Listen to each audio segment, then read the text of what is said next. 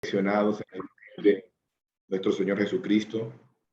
Ayúdanos, asístenos en este tiempo. Usa la vida de nuestro hermano Alejandro para bendición nuestra. Permite que tu pueblo sea edificado. Permite que cada uno de mis hermanos que tienen disposición de participar de este tiempo pueda hacerlo, que puedan valerse de este medio para las bendiciones de su vida. Estamos agradecidos contigo, Señor.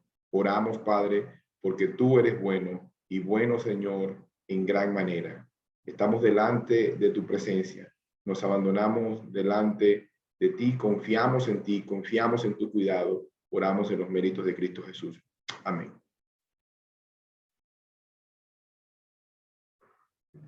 Ok, mis hermanos, llegamos a lo que va a ser nuestra última clase de historia de la Reforma con nuestro hermano Alejandro Castiblanco. El día de hoy la clase va a ser más corta de lo acostumbrada. Entiendo que va a ser hasta las 10:30. Hermano Alejandro, confírmame, 9:30 para ti, 10:30 para nosotros. ¿Sí? Excelente.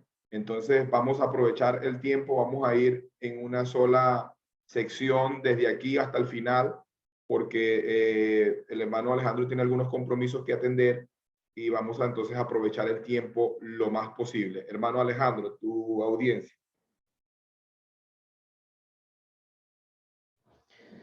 Muchas gracias, muy bien.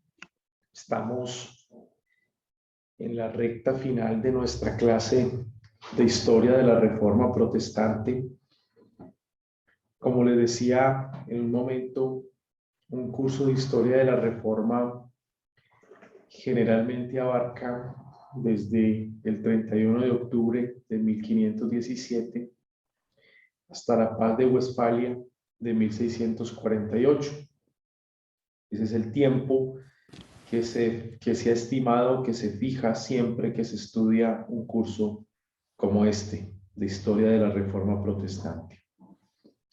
Así que una vez, habiendo visto las causas que produjeron la Reforma y habiéndonos concentrado en los tres teólogos más importantes del siglo XVI, Lutero, Zwinglio y Calvino, ahora debemos pasar a un evento supremamente importante para los reformados, como es la historia de los cánones de Dort. Y es importante este evento porque nos conecta con el siglo XVI y nos conecta con algunos personajes importantes del siglo XVI que tienen que ver con Calvino. Recuerden que la clase anterior fue sobre la vida y la obra de Juan Calvino. Entonces, los cánones de Dort nos conectan directamente con esa obra de Juan Calvino, con su teología y con algunos teólogos importantes que quedaron en la segunda mitad del siglo XVI. Ahora bien, para ir comprendiendo un poco más esto, debemos conocer un poco la historia de este personaje llamado Jacobo Arminio. Y es un personaje importante porque se va a destacar en la segunda mitad del siglo XVI y la primera década del siglo XVII. Jacobo Arminio va a ser importante aquí porque debido a su teología es que se va a presentar la necesidad de redactar algunos cánones o algunas normas doctrinales donde se exponga la doctrina calvinista como era conocida en ese momento. Si ustedes ven la fecha del nacimiento de Jacobo Arminio, él nace en el año 1560, 4 años antes de la muerte de Juan Calvino. En la clase pasada vimos cómo Juan Calvino muere en 1564 y Jacobo Arminio a la muerte de Calvino tenía 4 años de edad. O sea que para aquellas personas que dicen que Juan Calvino debatió con Jacobo Arminio o que Juan Calvino tuvo algún tipo de correspondencia con Jacobo Arminio, pues esto no es posible. Digamos que en historia esto sería un anacronismo, esto sería imposible, ¿verdad? O algunas personas que dicen que Juan Calvino fue el que redactó los cánones de Dort. Los cánones de Dort se conocen como las doctrinas de la gracia. También se conocen como los 5 puntos del calvinismo. Y algunos creen que Juan Calvino fue el que los escribió. Nos vamos a dar cuenta que no, porque los cánones de Dort es una respuesta a la remonstrancia arminiana. Por ende, Calvino ya había muerto. Recuerden que murió en el año 1564. Y Arminio muere en el año 1609. O sea que Arminio muere un año antes de la famosa protesta arminiana y muere más o menos unos 10 años antes de los cánones de Dort. O sea que Arminio tampoco estuvo presente en el debate de los cánones de Dort como tal. Este hombre, Arminio, fue un hombre muy preparado, eso hay que decirlo. Hizo sus estudios en la Universidad de Leiden, en Holanda, entre el año 1576 y 1582. Y las universidades holandesas para ese tiempo eran universidades mayoritariamente calvinistas. Y la razón por la cual eran calvinistas mayoritariamente era porque el calvinismo impactó de una manera muy fuerte a Holanda, a los Países Bajos. Incluso se dice que la forma como impacta la reforma en Holanda, a excepción de Ginebra, en el siglo XVI específicamente, pues era única. O sea, no habían otros países o estados o ciudades-estado que tuviesen tanta acogida por el calvinismo como lo fue, obviamente, Ginebra, digamos, la Confederación Helvética y Holanda como tal. Así que la Universidad de Leiden era una universidad que tenía gran acogida por la teología calvinista, y ya esto pues pone de relieve el hecho de que Arminio tenía contacto con la teología calvinista en los inicios de su formación académica. Ahora, la vida de Arminio pues se tiene muy poco conocimiento sobre su infancia como tal. Lo único que se sabe es que él pierde a sus padres cuando tenía 6 años. Y a partir de ahí, pues básicamente depende de las ayudas de otras personas. Incluso se dice que algunos familiares fueron las personas quienes se encargaron de suplir sus necesidades y darle su estudio, su educación teológica. O sea que estamos ante un hombre en algún sentido atípico también de la época, el cual le tocó depender de otras personas que no fueran sus padres, su familia, su propia familia. Algo muy parecido como en el caso de Lutero, pero Lutero tenía sus padres, ¿no? En el caso de Arminio, él carecía de padres. Sin embargo, tuvo la oportunidad de estudiar y de prepararse. Y los estudios que realiza Juan Calvino, pues tienen que ver con lo que yo les enseñaba en algún momento, llamado filosofía. Era la filosofía, digamos, concentrada o con énfasis en artes, y esto tenía que ver con los estudios clásicos. Es lo que nosotros llamaríamos como una licenciatura en teología, algo más o menos así, y era una filosofía en artes. Estudiaban algunos escritos de los filósofos más importantes, aprendían a leer y a interpretar las obras escritas en el latín, aprendían el griego. El libro que se utilizaba para aprender el griego pues era el Nuevo Testamento, y aparte pues se veían algunos cursos de teología que eran obligatorios. Digamos que esa educación en filosofía en artes era el primer paso o el primer nivel. Lo vimos en Lutero también. Ahora lo estamos viendo en Jacobo Arminio como tal. Su énfasis va a ser la teología. Una vez estudia filosofía en artes, se especializa en teología.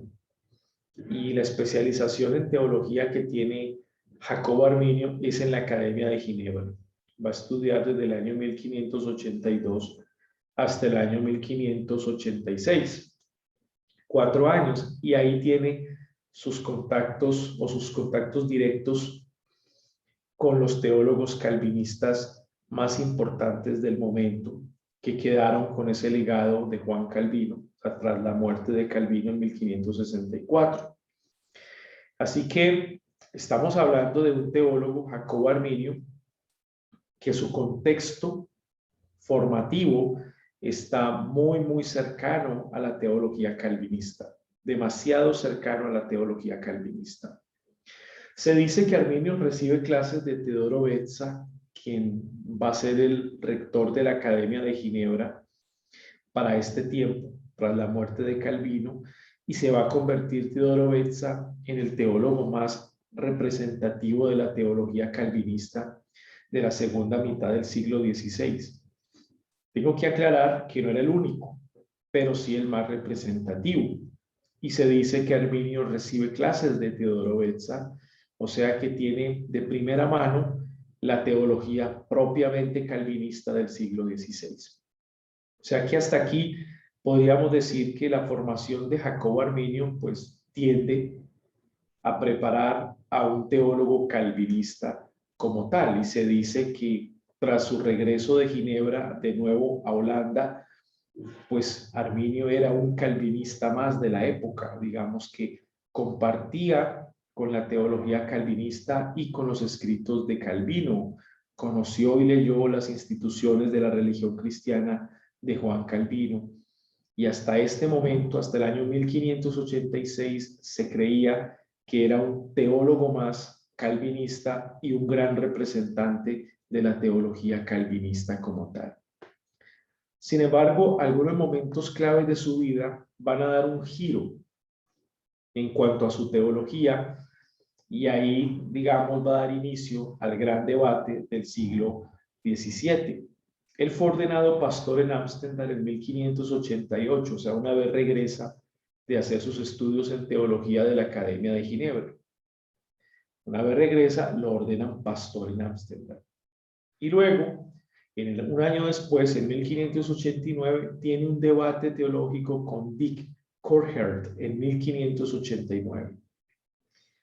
Este debate con Dick va a cambiar la historia que se esperaba que tuviese que ser en la vida de Jacobo Arminio. Lo que va a pasar es que como pastor de la iglesia en Ámsterdam y también como teólogo, pues va a tener una acogida bastante grande en Holanda y va a tener mucho protagonismo. El pueblo holandés esperaba en este hombre bastante producción literaria y un impacto muy fuerte en cuanto al calvinismo. Las universidades tenían por costumbre realizar debates teológicos. Era lo que en la escolástica se conocía como la disputatio, ¿no? Era algo que estaba de moda. Se debatía en las aulas de clase y en las universidades asuntos teológicos y los profesores guiaban el debate. Incluso los profesores eran los primeros que debatían, digamos, dándole el ejemplo a los estudiantes. Se decía que una vez el estudiante de teología pudiese debatir los asuntos teológicos, estaba preparado para predicar o para enseñar, porque se había formado en responder preguntas difíciles. Por eso la escolástica, los iniciados empezaban con una lección que era la lectura llana del texto y aprendían algunas normas de la exégesis y la hermenéutica. Y una vez tenían esos conocimientos, entonces avanzaban a la disputatio, donde debatían los asuntos de interpretación teológica.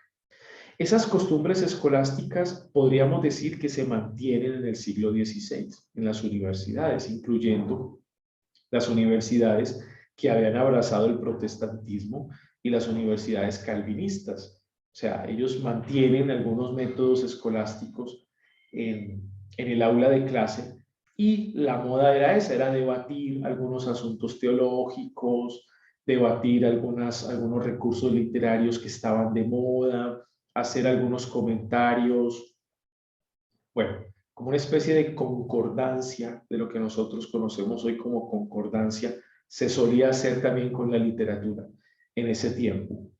El debate con Dick cambia la forma de pensar de Arminio. Se suponía que iba a ser un debate entre un teólogo calvinista y un sacerdote o un ex sacerdote católico romano que tenía buenos conocimientos sobre la historia de la iglesia, como era el caso de Dick, y también se decía que conocía muy bien el calvinismo hasta ese momento, pero no se inclinaba ni por el calvinismo ni por el semipelagianismo, sino que se creía que Dick había asumido una posición intermedia entre el semipelagianismo, que representaba la teología católico-romana, y el calvinismo que estaba en boga en Holanda en ese momento. La intención de Dick era hacerle algunas preguntas a Jacobo Arminio sobre la teología calvinista, y quería llevarlo, digamos, como profesor de teología y pastor, quería probar sus habilidades académicas. Y la disputatio escolástica, pues no iba a hacer que Arminio resistiera a aceptar el debate. Arminio debate con este hombre, pero al parecer, luego que tienen el debate teológico, la forma de pensar de Arminio cambia. Es como si el debate hubiese sembrado en él algunas dudas o incertidumbres sobre la teología calvinista, a la cual pues él había tenido aproximaciones y había sido educado. Hay historiadores que dudan de que Arminio verdaderamente hubiese sido calvinista. Recuerdo haber leído un historiador que decía que Arminio nunca se convenció completamente de la doctrina calvinista, a pesar de que estudió en la Academia de Ginebra. Ahora, eso suele pasar, digamos que eso tampoco es pues una gran novedad, eso suele pasar entre los estudiantes de teología, pueden pasar mucho tiempo en una universidad que tiene un énfasis especial y nunca convencerse de ese énfasis, ¿no? O sea que, digamos que algunos dicen que sí fue calvinista y cambió, otros dicen que verdaderamente nunca se convenció de serlo. El caso es que después del año 1589 y del famoso debate con Dick Courther, la perspectiva y teología de Arminio cambia por completo. Ahora tenemos a un profesor que enseña teología en la Universidad de Leiden, donde él inició sus estudios, pero ya no es un profesor calvinista como eran los profesores de aquella época. Incluso en la Universidad de Leiden había un profesor, y esto es en las últimas décadas del siglo XVI, que era el profesor más respetado hasta ese momento, y era el profesor Francisco Gomarus. El profesor Francisco Gomarus era un catedrático que se enfocaba a sus clases, el contenido de sus clases estaba enfocado en el calvinismo y en la teología calvinista.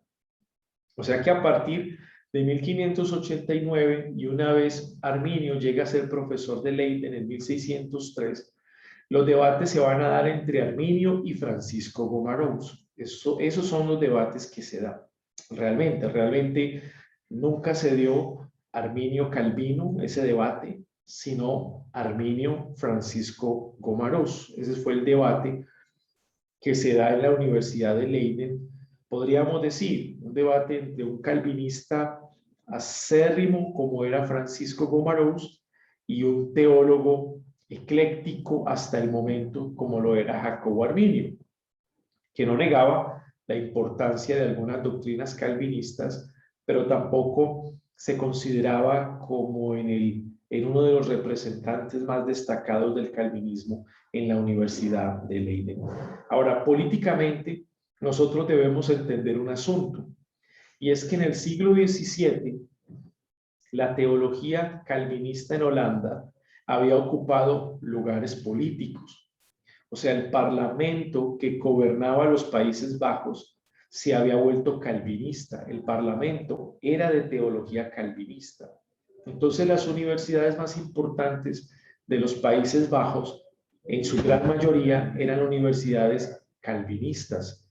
Digamos que desde el rector hasta sus profesores enseñaban el calvinismo puro.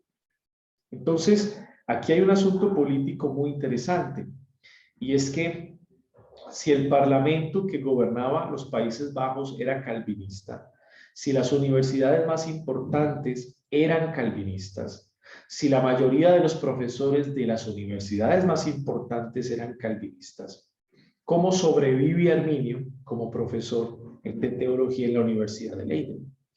Es decir, todo parece indicar que desde 1603 hasta su muerte, en 1609, fueron tiempos bastante difíciles en la universidad, donde los calvinistas presionaron demasiado a los profesores que no se identificaban con el calvinismo. E incluso la sociedad holandesa como tal había tenido una división porque hasta ese momento habían abrazado el calvinismo, pero nunca se imaginaron el impacto que iba a tener la teología arminiana en Holanda. Resulta que la teología arminiana en Holanda tiene un impacto demasiado fuerte, al punto que incluso al punto que llega a impactar o influenciar universidades importantes del momento.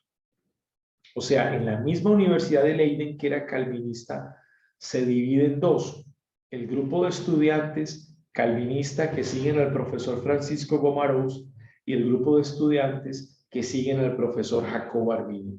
Incluso socialmente esto ha traído una coyuntura.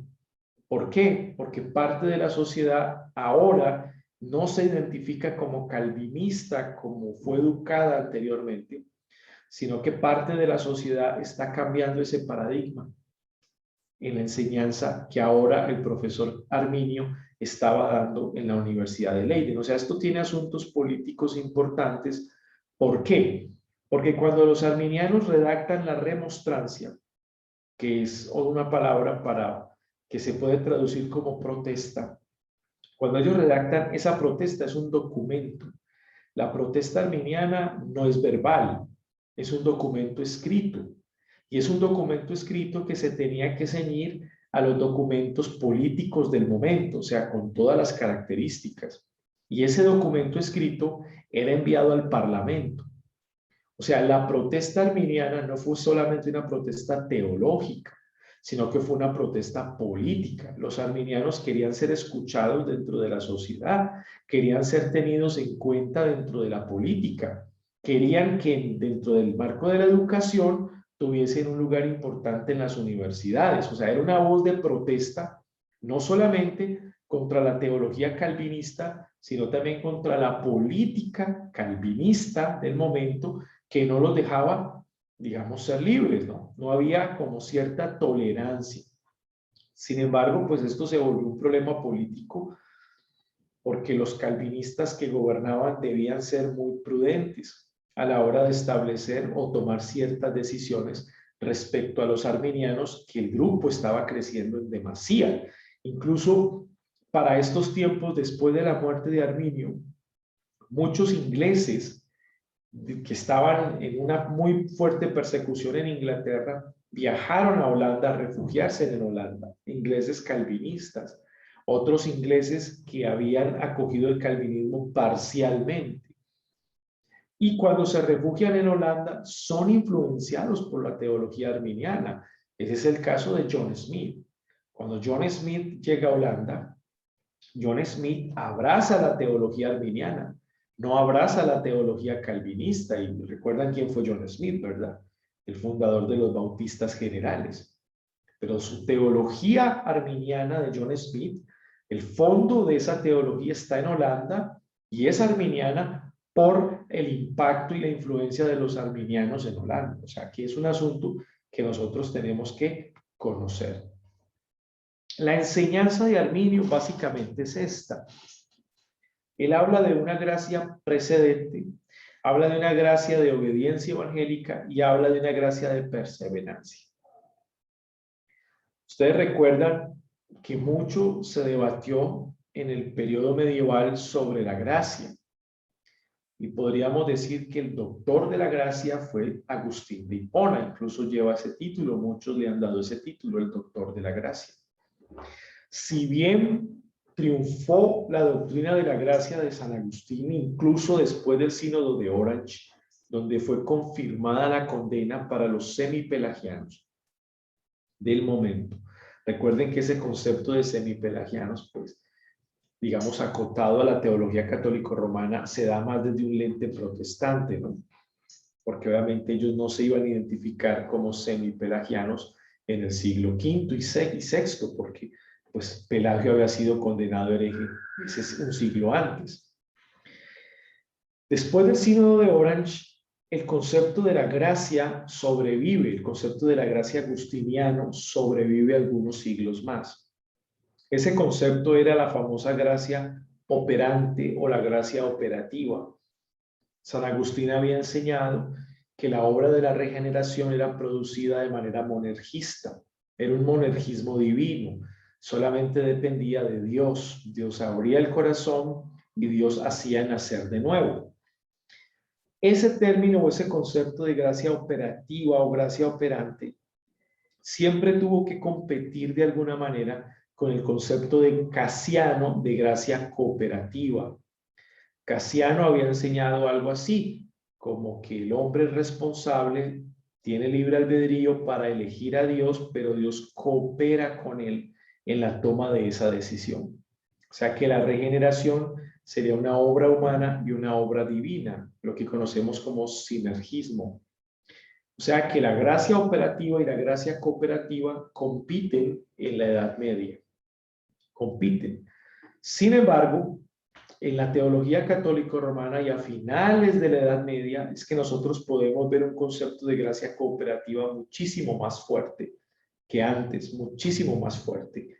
Y ese concepto de gracia cooperativa pues va a ser el concepto de Erasmo de Rotterdam, porque parece ser un concepto que respeta el libre albedrío y como buen humanista Erasmo de Rotterdam pues tenía que defender al hombre y sus libertades. Entonces la gracia cooperativa como que encajaba en su sistema, en el sistema de pensamiento de Erasmo de Rotterdam. O sea que la gracia cooperativa se convierte en el concepto más importante dentro de la soteriología católico-romana. ¿Qué ocurre? Jacobo Arminio va a hablar de una gracia precedente y yo no puedo decir que esto es nuevo. No me atrevo a decir que esto es nuevo. O sea, que en Arminio esto es nuevo, como si él fuese el fundador del concepto de gracia precedente. No me atrevo a decirlo porque generalmente lo que surge teológicamente en el siglo XVI y XVII no es nuevo. O sea, todo eso tiene, digamos, una conexión histórica con la teología medieval y patrística. Digamos, pueden haber algunas aristas nuevas, pero el concepto como tal, de fondo, no me atrevería a decir que es nuevo. Pero ¿qué trata la gracia precedente? Que Dios a todos los hombres los dotó de esta gracia. A todos los hombres, desde su creación. Por ende, todos los hombres tienen la posibilidad de acercarse a la cruz, o sea, de venir a Cristo. Todos los hombres tienen la posibilidad porque tienen esa gracia. Es una gracia que el Señor da a todos los seres humanos en el momento de que, desde que nacen, ya poseen una gracia especial que les da la oportunidad de que ellos puedan venir a la cruz. Pero ¿de quién depende? ¿De quién depende que esa gracia precedente se haga efectiva? Por supuesto que depende del hombre. Es lo que Arminio llamaba gracia de obediencia evangélica. Una vez el hombre usa correctamente la gracia precedente para venir a la cruz de Cristo, para venir a Cristo y entregarse de todo corazón, ha caído en la gracia de obediencia evangélica. Se estaría practicando lo que él llamaba gracia de obediencia evangélica. Y una vez está en esa gracia de obediencia evangélica, entonces debe perseverar, lo que él llamaba gracia de perseverancia. O sea que el concepto de gracia en la teología arminiana se amplía. Y aquí pues se pudiese hacer un trabajo de investigación muy interesante en cuanto al concepto de gracia, ¿no? Porque Agustín tenía uno, gracia operativa, Casiano tenía otro, gracia cooperativa. En Arminio encontramos otro, gracia precedente. O sea que se puede hacer un trabajo, digamos, definiendo esos conceptos o haciendo un ejercicio comparativo entre los conceptos de gracia dentro de la patrística o de la Edad Media y el periodo de la Reforma Protestante, ¿no? Sería muy interesante conectar a Arminio con Casiano o hacer un, como se diría filosóficamente, una dialéctica entre Arminio y Agustín, ¿no? Sobre el concepto de gracia. Ahí les dije el título de la tesis, dialéctica entre Arminio y Agustín en el concepto de gracia. Entonces, en Arminio encontramos este concepto mucho más ampliado y es el que se discutía en la universidad. Ahora, obviamente, pues mis hermanos, dentro del auge del humanismo y de las letras clásicas y del respetar las libertades, pues caía bien el concepto de gracia precedente. Caía bien porque de alguna manera le daba la oportunidad a todos los hombres de usar su libertad de manera correcta y de venir a Cristo. O sea que eran conceptos humanistas que llamaban muchísimo la atención a las sociedades, ¿no? Es decir, podía encajar bien y si yo puedo permanecer en esa gracia de obediencia y permanezco en esa gracia de perseverancia, pues hay una especie de trabajo cooperativo entre Dios y el hombre. La diferencia es que Arminio, a diferencia de Erasmo y de Casiano, es que Arminio decía que quien da el primer paso es Dios y no es el hombre. Por eso el término gracia precedente. Porque si lo acusaban a él de semipelagiano y de decirle a Arminio que caía en el semipelagianismo, Arminio decía no, no porque la gracia precedente precede la decisión del hombre. O sea que el primer paso lo da Dios, no es el hombre. Mientras que en el semipelagianismo, pues era muy evidente que es el hombre quien da el primer paso y Dios responde al primer paso o a la decisión del hombre. Ahora, esto se puede discutir, incluso en clases de historia de la Reforma se dice mucho que esa es la gran diferencia entre el arminianismo y el semipelagianismo, cuando la gente tiende a confundirlos y hablar de los dos como si fuera un solo movimiento, semipelagianismo, arminianismo, como si fuera una sola teología. Muchos profesores dicen que la gran diferencia es esa, que para Arminio la gracia precedente pues quiere decir que Dios da el primer paso y el hombre responde, y que en el semipelagianismo es el hombre el que da el primer paso y Dios responde. Ahora, sí, pues teológicamente esa es la gran diferencia entre el arminianismo y el semipelagianismo. Pero leyendo un poco los cánones de Dort, me doy cuenta que la lectura que tenían los gomeristas, que eran los calvinistas acérrimos, de los arminianos, eran como semipelagianos. O sea que ahí volvemos, en historia se da mucho esto, entrar al debate si verdaderamente esta gran diferencia entre los arminianos y los semipelagianos dentro del contexto histórico era vista como tal, ¿no? Como gran diferencia. Al parecer, a los teólogos de los cánones de Dort, los arminianos eran semipelagianos, digamos que esa era su lectura, ¿no? Pero vuelvo y repito, esto sigue estando dentro del debate, si sí era la gran diferencia o no era la gran diferencia. Así que en el año 1610, la pieza fue escrita por Utenbogert el 14 de enero de 1610 en La Haya durante la celebración de los Estados Generales de Holanda y Frisia, y con modificaciones menores aprobada, firmada y presentada a Oldenbarnevelt por Utenbogert y los 43 delegados arminianos en julio.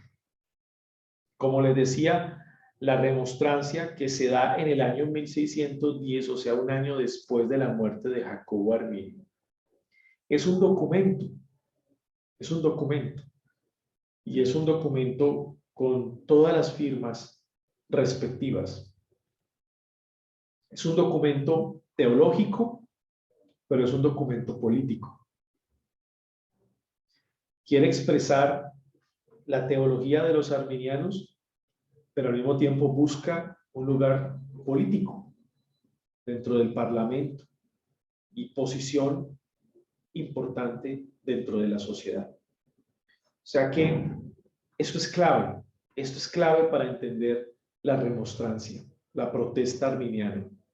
Recuerden, estudiantes, que estamos en una transición gradual entre la teocracia y las ciudades-estado que se convertirían en estados nacionales.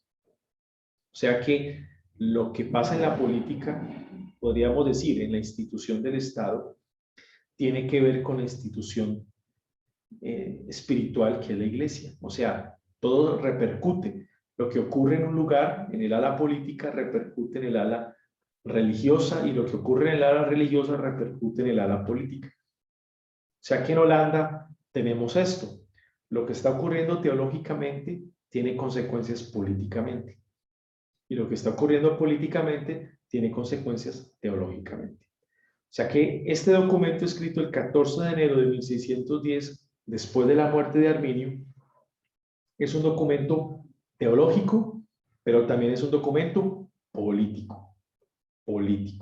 Los remonstrantes o arminianos esperan una respuesta del Parlamento holandés. Y ojalá una respuesta positiva, ¿no? Que ellos tengan libertad religiosa en el Estado holandés y que ellos puedan recibir tolerancia de parte de los calvinistas. Eso es lo que está pasando acá. Incluso tenían 43 delegados, o sea que hay todo un cuerpo de participantes importantes que representaban la teología arminiana. Y los 5 artículos arminianos desde el ala teológica, que podría decir es lo que nos compete, son estos. El primero es acerca de la elección, el segundo es acerca de la expiación, el tercero es acerca de la depravación total de la humanidad, el cuarto es acerca de la gracia, y el quinto es acerca de la seguridad en Cristo. Este es el orden original.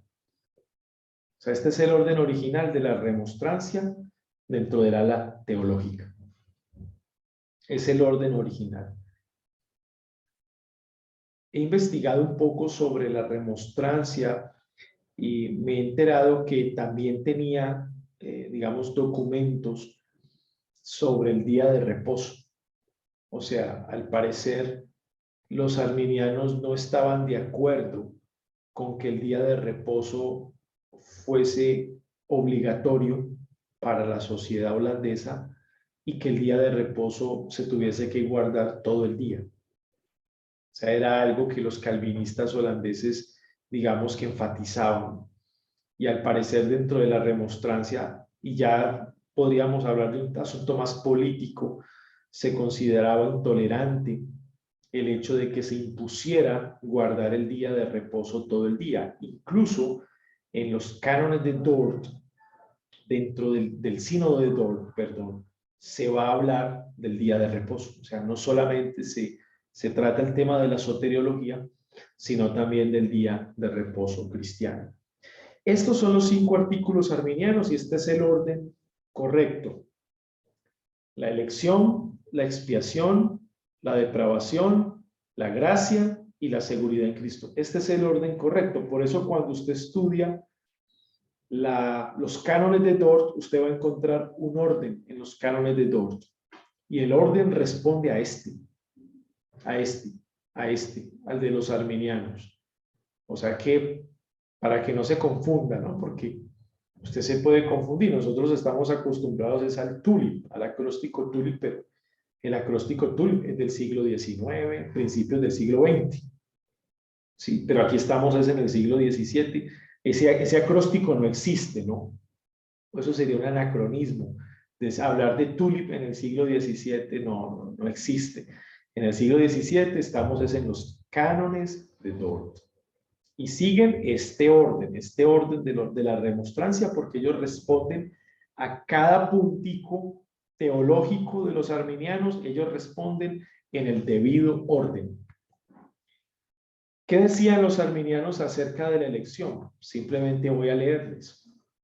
Que Dios, por un propósito eterno e inmutable en Jesucristo, su Hijo, antes de la fundación del mundo, ha determinado de la raza caída pecaminosa de los hombres salvar en Cristo, por causa de Cristo y a través de Cristo, a aquellos que por la gracia del Santo Espíritu creerán. Ahí está la clave, ¿no? En este su Hijo Jesús, y perseverarán en esta fe y obediencia de fe, por esta gracia hasta el final, y, por otra parte, dejar a los incorregibles e incrédulos en el pecado y bajo la ira, y condenarlos como alienados de Cristo, según la palabra del Evangelio en Juan 3:36. El que cree en el Hijo tiene vida eterna, y el que no cree al Hijo no verá la vida, sino que la ira de Dios permanece en él, y según otros pasajes de la Escritura. Cuando yo me puse a hacer el ejercicio de analizar cada uno de los puntos teológicos de la remonstrancia, yo dije, a más de uno que de estos puntos creerán que estos puntos son calvinistas. Cuando yo me puse a hacer el ejercicio, yo dije, qué complejidad. O sea, hay algunos de estos puntos de los arminianos que están, el lenguaje, los conceptos son tan calvinistas que pareciera que estamos ante un documento parcialmente calvinista. No digo total, pero parcialmente calvinista. Y dentro del concepto de la elección arminiana, pues lo que está en negrilla es la clave. Aquellos que por la gracia del Santo Espíritu creerán. Esos son los elegidos, ¿no? Los que creerán y perseverarán en esta fe. Digamos que se junta un poco el concepto que se tenía también en la Edad Media sobre la elección y la presciencia. La presciencia precede la elección dentro del arminianismo. El Señor primero ve de antemano quienes creerán y quienes perseverarán, y a estos los elige. Y ese mismo concepto de presciencia, predestinación, está en este primer punto sobre la elección de los arminianos. El segundo, acerca de la expiación. Mire lo que dicen. Que de acuerdo con esto, Jesucristo, el Salvador del mundo, murió por todos los hombres y por cada hombre. Murió por todos los hombres y por cada hombre. Ahí está la clave. De modo que ha obtenido para todos ellos, por su muerte en la cruz, la redención y el perdón de los pecados. Aún así, nadie realmente disfruta de ese perdón de pecados excepto el creyente. Según la palabra del Evangelio, citan Juan 3:16, de tal manera amó Dios al mundo, que ha dado a su Hijo unigénito para que todo aquel que en él cree no se pierda, mas tenga vida eterna. Y citan la primera carta de Juan, capítulo 2, versículo 2, y él es la propiciación por nuestros pecados, y no solo por los nuestros, sino también por los pecados del mundo entero. La parte clave es lo que está en negrilla. Murió por todos los hombres y por cada hombre.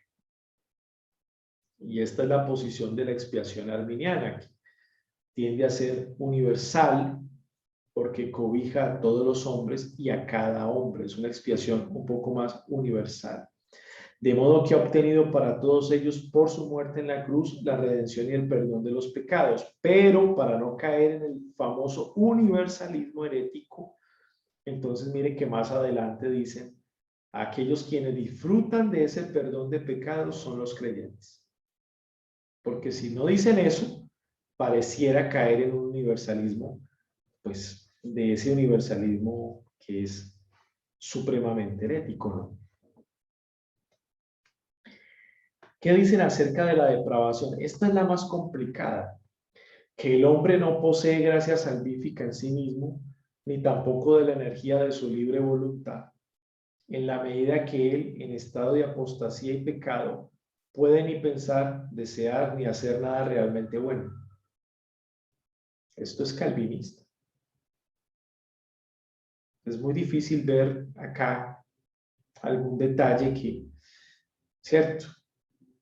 Y sigue diciendo, como la fe salvífica eminentemente es, sino que es necesario que éste sea nacido de nuevo de Dios en Cristo.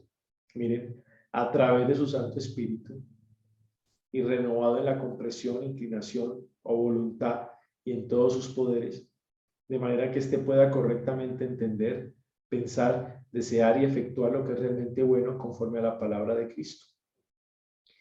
O sea, este tercer punto no parece que difiera con el calvinismo, es más, parece calvinista. Es complejo, ¿verdad? Y mire que lo que puse en negrilla no es muy claro. Que el hombre no posee gracia salvífica en sí mismo, pues sí, ni tampoco de la energía de su libre voluntad. En la medida que vive en estado de apostasía y pecado, puede ni pensar, desear, ni hacer nada realmente bueno. Digamos que se parece mucho a la depravación total calvinista. Mucho. De ahí que, pues, a partir de este artículo, número 3 sobre la depravación, se dice que los arminianos, pues, creen que el hombre nace en pecado y creen que gracias al pecado original son pecadores de niños, ¿no? Digamos el arminianismo clásico, el que estamos estudiando. Entonces, ¿cómo encajar este tercer punto con el resto de su teología? Complejo. Hay algunas, podríamos decir, discrepancias entre ellos mismos, hay algunas contradicciones sutiles. Ojo, sutiles, sutiles. Ahora, ¿qué tal este punto? La gracia. Que esta gracia de Dios es el comienzo, la continuación y el cumplimiento de todo lo bueno, incluso en la medida que por sí mismo el hombre regenerado, sin la precedencia o la asistencia, el despertamiento, seguimiento y la gracia cooperativa, no puede pensar, desear, ni hacer el bien, ni resistir cualquier tentación al mal, de modo que todas las buenas acciones o movimientos que pueden ser concebidos deben ser atribuidos a la gracia de Dios en Cristo. Y aquí viene el punto. Sin embargo, en respecto al modo de operación de esta gracia, esta no es irresistible, puesto que ha sido escrito concernientemente a muchos que estos han resistido al Espíritu Santo, citando Hechos 7 y en otros muchos lugares. ¿Saben qué analizo yo con los puntos arminianos? Analizo eclecticismo. Eclecticismo. O sea, como que la teología arminiana no quiere identificarse con el semipelagianismo, porque obviamente le parece humanista, le parece que se sale de las escrituras, pero no se identifica con el calvinismo porque lo ve extremo, o sea, lo ve como quizá rayando en el legalismo en algunos asuntos, lo puede ver incluso herético. Es más, muchos arminianos creían que el calvinismo era hipercalvinismo, ¿no? Entonces, están tratando como de tomar una posición moderada, como ecléptica, como sin ser semipelagianos, pero tampoco ser calvinistas. Ese es como lo que yo analizo en estos puntos. Ahora, miren el último, y con este nos damos cuenta que irían como a un eclecticismo sobre la seguridad, que aquellos que están incorporados en Cristo por una fe verdadera y de esta manera se han hecho partícipes de su espíritu vivificante, tienen por lo tanto pleno poder para luchar contra Satanás, el pecado, el mundo y su propia carne, y para ganar la victoria, siendo bien entendido que esto es siempre a través de la gracia asistente del Espíritu Santo, y que Cristo les asiste por medio de su Espíritu en todas las tentaciones, extendiendo a estos su mano. Ojo con esto. Miren lo que sigue. Y si solo están listos para el conflicto y desean su ayuda y no están inactivos, les impide caer, de modo que ellos por ningún artimaño o poder de Satanás pueden ser engañados ni arrancados de las manos de Cristo según la palabra de Cristo. Después de la cita, pero sí son capaces por negligencia de abandonar de nuevo los primeros comienzos de su vida en Cristo, regresando nuevamente a este mundo malvado presente, de apartarse de la sana doctrina que les fue dada, de perder una buena conciencia siendo desprovistos de gracia. Al fin que pierden o no la salvación. ¿Cierto? Complicado. Complicado. Incluso en el debate que va a haber en el sínodo de Dort, una de las cuestiones sobre el quinto punto, de la seguridad de la salvación, que se trata en el sínodo y que se le hace a los representantes arminianos, La respuesta de ellos es que en ese quinto punto tienen reservas. O sea, no saben si la salvación se pierde o no. No lo saben. O sea que estamos en una construcción, ¿no? Es una teología que se está construyendo, la teología arminiana. Y ahí les dejo los puntos para que usted los analice más adelante. Hay algunos muy diferentes al calvinismo. Hay uno como el tercero, muy parecido al calvinismo. Y hay uno como el quinto, que no se sabe. Finalmente no se atreven a decir si se pierde o no la salvación. No se atreven a declararlo. El prólogo de la Confesión Arminiana de 1621. Y ojo que después del sínodo de Dort, que es de 1618 a 19, y después de haberlos declarado herejes en Holanda, los arminianos no se murieron, no, ellos vivieron y muchos se refugiaron y muchos se escondieron y muchos tuvieron que huir de Holanda, pero en el año 1621 redactan su confesión de fe. Ellos tienen su confesión de fe, ¿no? También les dejo ese dato para los que quieran hacer algún día algún trabajo de la teología arminiana desde la historia, revisen la confesión de fe arminiana. Ellos tienen su propia confesión de fe, escrita por Episcopios, que era el representante más importante en el sínodo de Dort de los arminianos en el momento.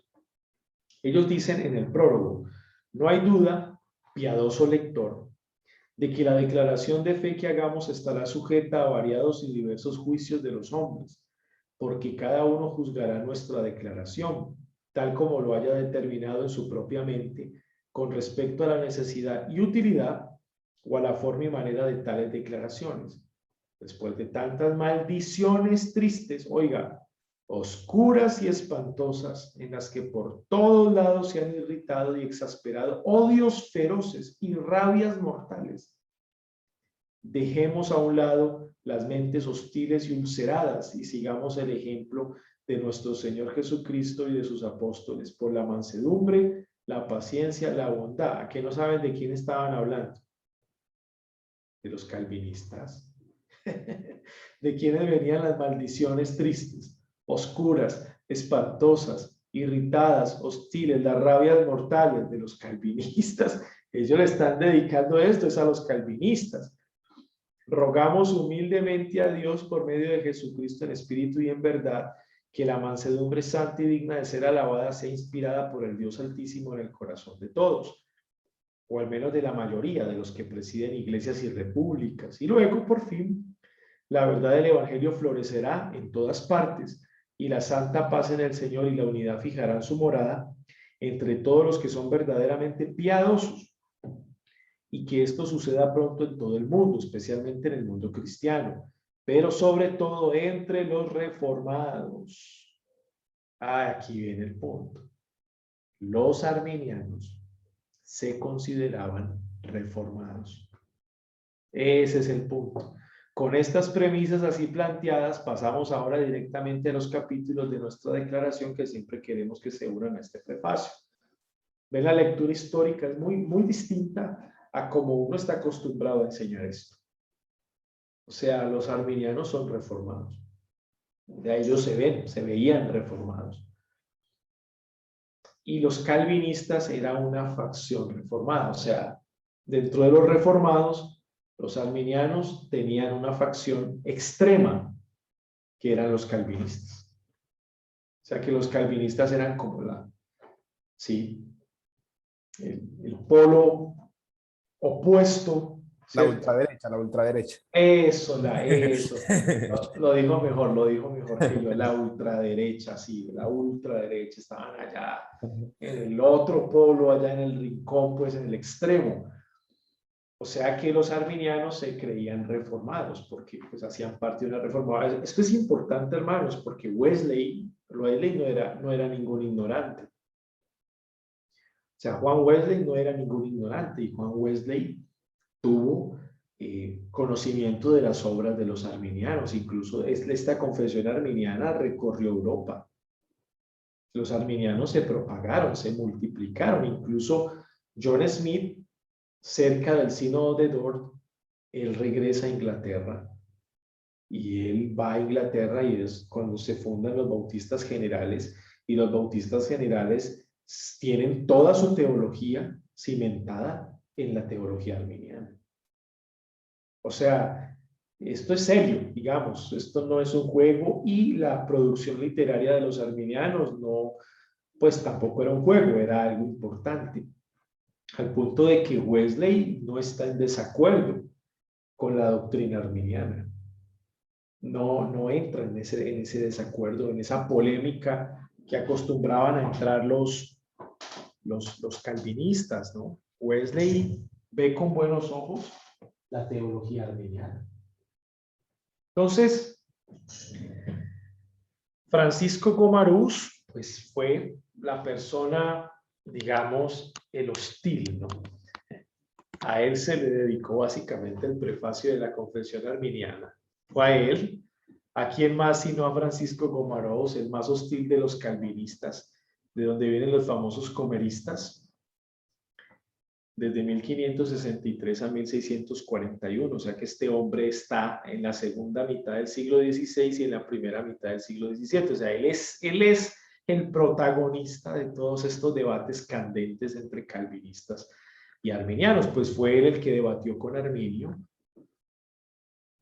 tuvo sus estudios en Estrasburgo en 1578 y 1580, o sea que este hombre tiene contacto directo con las iglesias calvinistas más destacadas del momento. Estudia en la Universidad de Oxford en 1582 a 1584, o sea que era un hombre sumamente preparado en asuntos de letras, de filosofía y de teología.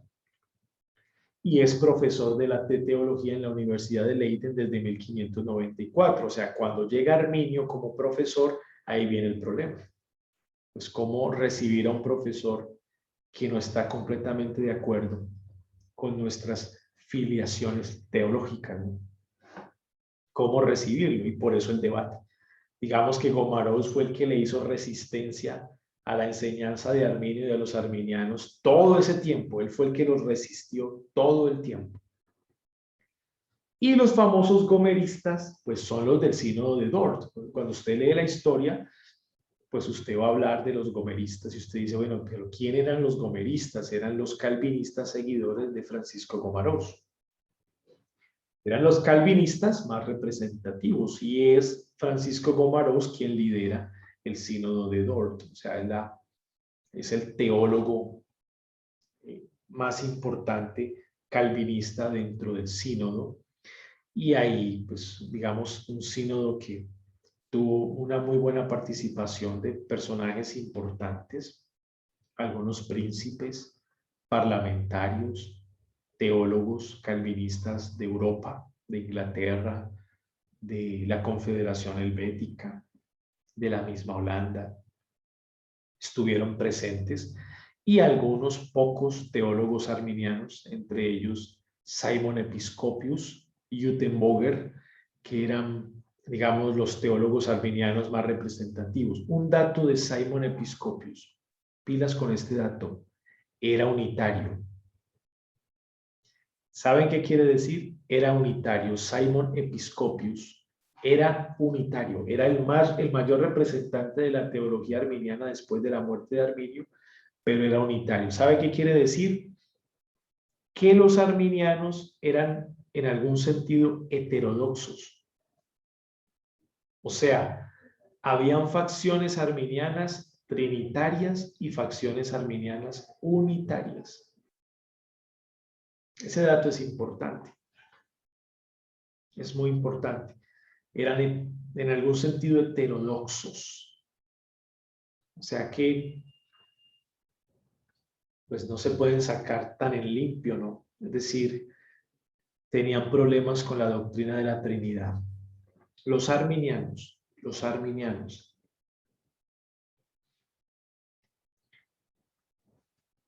Datos históricos. Este sínodo fue convocado por los Estados Generales de Holanda, que era calvinista. Ahí viene la refutación arminiana, intentan refutar porque los arminianos dicen que hubo manipulación política en el sínodo de Dort. Que hubo manipulación política. Es lo que ellos dicen. Y ojo con este dato. Los arminianos dicen que fueron declarados herejes en los Estados Generales de Holanda, no en Europa. O sea que cuando nosotros como calvinistas decimos es que ellos fueron declarados herejes, el arminiano nos dice ¿dónde? Y ellos van a decir, el sínodo de Dordrecht no fue un concilio de la iglesia, fue un sínodo nacional. Entonces fueron herejes para Holanda, pero no para Europa. Esa es la respuesta que ellos nos van a dar, ¿no? Entonces hay que tenerlo claro.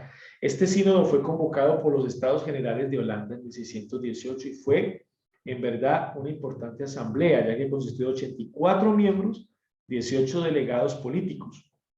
48 de estos fueron holandeses y el resto extranjeros que representaban Inglaterra, Escocia, Hesse-Nassau, Bremen, Emden y Suiza. Los arminianos no se sentaron como miembros, aparecieron solamente como defensores, obviamente tenían que defender su documento. Se realizaron 154 sesiones y un gran número de consultas. Rechazó los 5 artículos de los remonstrantes o arminianos y adoptó 5 doctrinas totalmente calvinistas. Esto es en el ala teológica. En el ala política se hablaron de otras cosas, incluyendo el día de reposo, dentro de esas 154 sesiones. O sea que, ok, fueron declarados herejes, nosotros sabemos que teológicamente no están correctos, pero ¿por qué los bautistas generales fueron generales? ¿Y por qué parte del avivamiento del siglo XVIII con los Wesley, especialmente con John Wesley, pues él tiene un acogimiento muy fuerte a la teología arminiana, por eso mismo? Porque la declaración de como herejes fue una declaración nacional en los Estados Generales de Holanda, mientras que en otros países de Europa los arminianos fueron recibidos, o sea, fueron acogidos. Y es por eso que después de del sínodo de Dordrecht, ellos sobreviven y se propagan. Y se propagan con fuerza. O sea, en lugar de desaparecer, lo que hace el sínodo de Dordrecht es multiplicarlos, porque los saca de Holanda. Y como los saca de Holanda, entonces empieza la evangelización arminiana a los estados europeos. Eso es lo que va a ocurrir, ¿no? Y la respuesta ustedes la conocen, pues no vamos a gastar tiempo en esto, es decir, esto es de un tema de teología de la reforma, etcétera. Ustedes conocen la respuesta en el famoso, o lo que se conoce como las doctrinas de la gracia, o el famoso tulip, el famoso acróstico, que se los tengo aquí en pantalla. El orden que están viendo al frente es el orden que usted conoce, las doctrinas de la gracia. Depravación total, elección incondicional, expiación limitada, gracia irresistible y perseverancia de los santos. Pero si nosotros queremos estudiarlo según el orden original en respuesta a la teología arminiana, primero va la elección incondicional. Es la primera. Luego iría la expiación. Luego la depravación, luego la gracia y la perseverancia. Es decir, lo único que cambiaría en estos 5 puntos es que la depravación total va en la mitad de la elección y la expiación, y la gracia y la perseverancia. Iría en la mitad, ¿sí? En tercer lugar. Sería lo único que cambiaría en el orden, hablando del orden original, que fue la respuesta que se le dio a los arminianos. Esto más o menos dura 1 año. Y vuelvo y les repito, después de esta declaración de los estados holandeses como herejes a los arminianos, en el año 1621 redactan su confesión de fe. O sea que se multiplicaron. Muy bien. ¿Por qué es importante la historia de los cánones de Dort? Porque nos conectan con Calvino. Y la clase pasada nosotros terminamos con Calvino.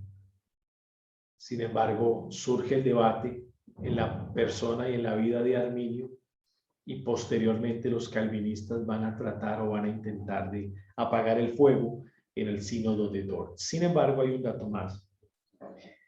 En el año del sínodo de Dort, de 1618 a 1619, que es la respuesta que ellos dan,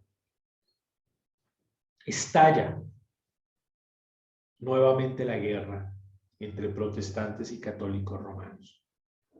estalla nuevamente la guerra. Recuerdan que desde el siglo XVI venimos con altos y bajos entre católicos, romanos y protestantes, peleando militarmente, los príncipes alemanes contra el emperador Carlos V, luego el rey Fernando de Francia con los hugonotes, la masacre de Bartolomé en 1572, y Europa, digamos, es como un combustible, ¿no?, que estalla en cualquier momento con las guerras. Y esto había tenido cierta paz, pero a partir del año 1618 regresan las guerras entre protestantes y católicos romanos en Europa. Y estas guerras duran 30 años, o sea, desde 1618 a 1648. Son los famosos 30 años de las guerras, ¿no? En Inglaterra, guerras civiles tremendamente. Y en Francia, persecuciones brutales. Ahora, ¿qué pasa en Holanda? En Holanda había mayor libertad y mayor tolerancia porque era un estado calvinista, o sea, era un estado protestante, no tenía como ese hostigamiento católico romano. Sin embargo, en algunas ciudades y en algunas fronteras hubo ciertos hostigamientos de parte de los católicos romanos también. O sea que ese es un dato que les quería dejar en el momento.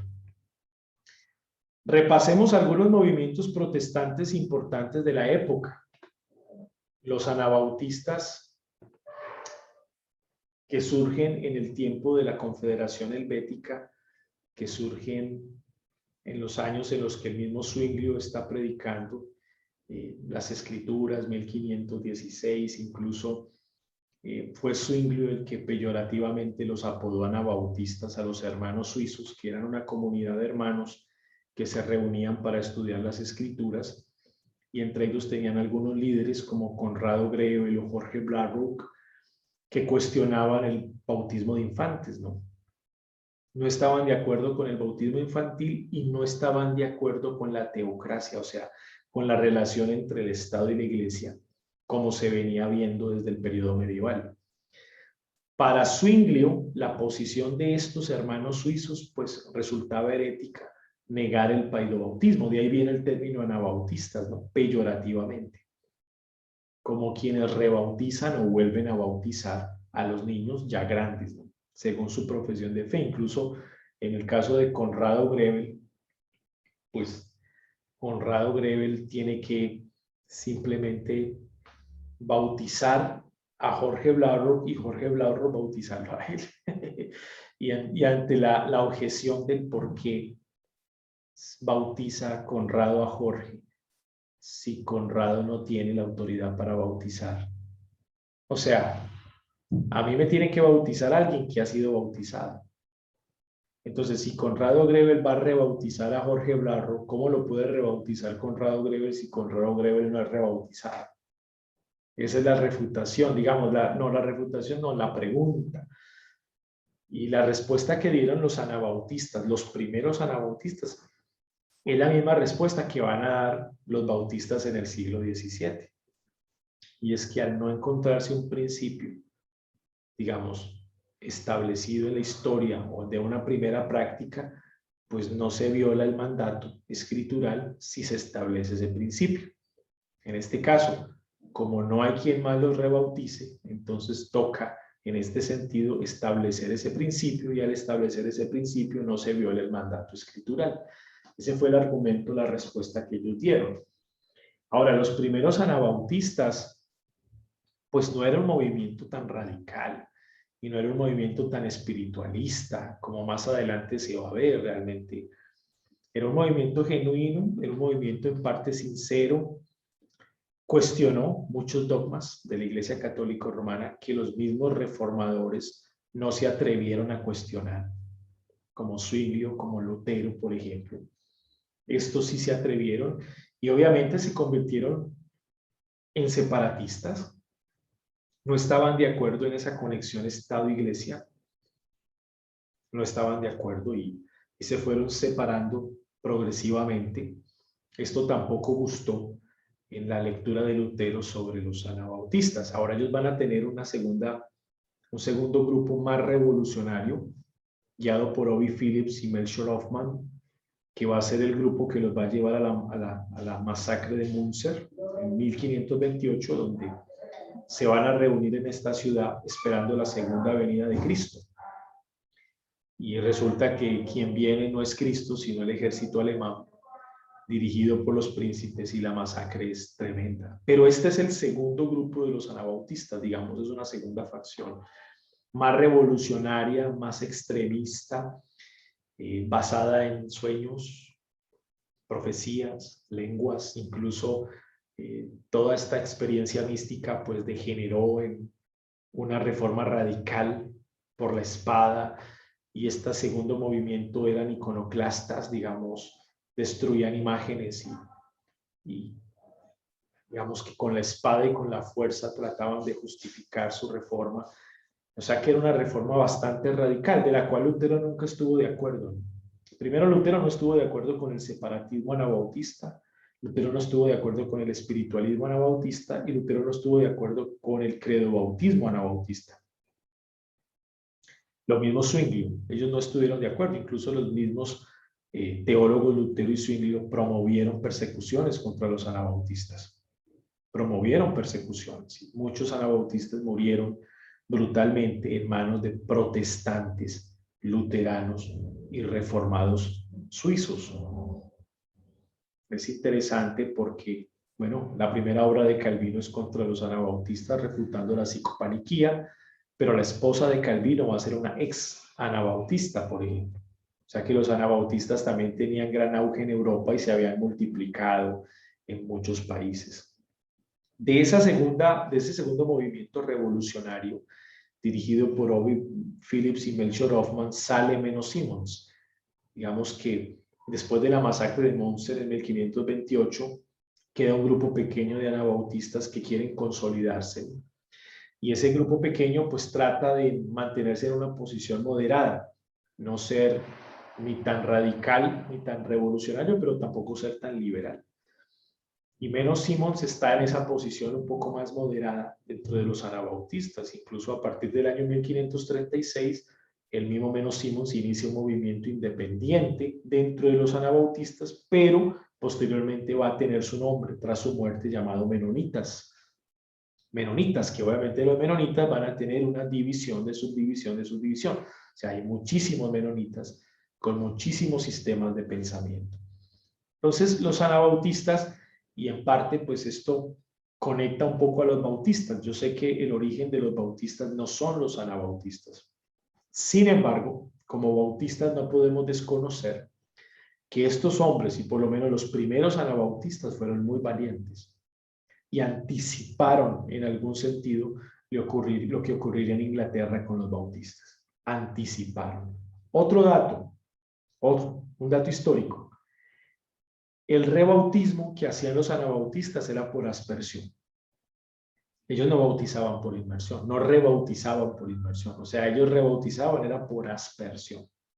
Ese dato es importante, porque cuando John Smith regresa de Holanda a Inglaterra, que se conoce como movimiento de bautistas generales, ellos van a seguir la misma práctica anabautista. Ellos van a bautizar por aspersión, los bautistas generales. Sí, ese dato es importante. Hay una conexión sacramental entre los bautistas generales y los anabautistas, pero no con los bautistas particulares. Los bautistas particulares allí van a decantar por otra forma de bautismo, no por bautismo por inmersión, no por aspersión, perdón. Y esto nos lleva a Inglaterra, a los anglicanos, por una sencilla razón. ¿Por qué? Porque los anabautistas tuvieron demasiado auge en Europa, y ya lo vimos. Parte pues de ese auge que tuvieron en Europa fue lograr impactar otras naciones importantes que habían acogido la reforma calvinista, como lo fue Holanda, y parte como lo fue Inglaterra. Sí, Holanda e Inglaterra fueron fuertemente impactados por los anabautistas. Ahora, en Inglaterra, como veníamos hablando de los movimientos bautistas, tanto generales como particulares, que básicamente su doctrina es diferencial en la expiación. Los bautistas generales creen en una expiación arminiana, según el segundo artículo de la remonstrancia, mientras que los bautistas particulares creen en una expiación limitada según el segundo artículo de los cánones de Dort, ¿verdad? Ahí va a estar la gran diferencia en cuanto a la doctrina de la expiación en Inglaterra. Pero ahora bien, conocer el contexto inglés es muy importante. El cómo surgen los anglicanos, pues es por un problema matrimonial de Enrique VIII, porque él quería separarse de su esposa. Y obviamente la razón, pues era porque no le podía dar hijos varones. Sin embargo, acude al Papa, porque el Papa es el único que los puede separar. Pero el Papa no los va a separar por una sencilla razón, porque la esposa de Enrique VIII es la tía de Carlos V, el emperador del Sacro Imperio Romano Germánico. Entonces, si el Papa separa a Enrique VIII de la tía del emperador, Carlos V se mete en problemas con el emperador y eso no le conviene al Papa. Entonces, el Papa también está jugando políticamente. Es decir, ok, no vamos a cuestionarlo, digamos, está tratando de guardar la ortodoxia cristiana del matrimonio, pero en parte también está respondiendo a un interés político que tenía en el momento con el Sacro Imperio Romano Germánico. O sea, eso tampoco es un secreto. Y esto hace que Enrique VIII se separe del catolicismo romano y no reconozca al Papa como la cabeza de la Iglesia, sino que él mismo se va a autoproclamar no solamente como rey de Inglaterra, sino como cabeza de la Iglesia. ¿Ven la teocracia otra vez? O sea, ahí está la teocracia, la unión Estado-Iglesia nuevamente en una persona, el rey. O sea, el rey representa al Estado, pero al mismo tiempo representa a la Iglesia. Ese es Enrique VIII. Y esa separación se da en el año 1536, o sea, el mismo año en el que a Juan Calvino se le está publicando la institución de la religión cristiana en su primera edición en Basilea. Es el mismo año, 1536. Luego de la muerte de Enrique VIII sigue Eduardo VI, 1547 a 1553. Con Eduardo VI, digamos que hubo un poquito más de tolerancia para que obispos como Thomas Cranmer, que fueron los que iniciaron un proceso de reforma en Inglaterra, porque Thomas Cranmer había ido a Holanda y se había conectado con los calvinistas holandeses y había conocido el contexto. Cuando regresa a Inglaterra, pues quiere en algún sentido establecer las mismas ideas de reforma que había visto en Holanda. Ya en los tiempos de Eduardo VI, Thomas Cranmer tenía un séquito de protestantes muy fuerte en Inglaterra del ala reformada. No podríamos decir que sean calvinistas en el sentido estricto.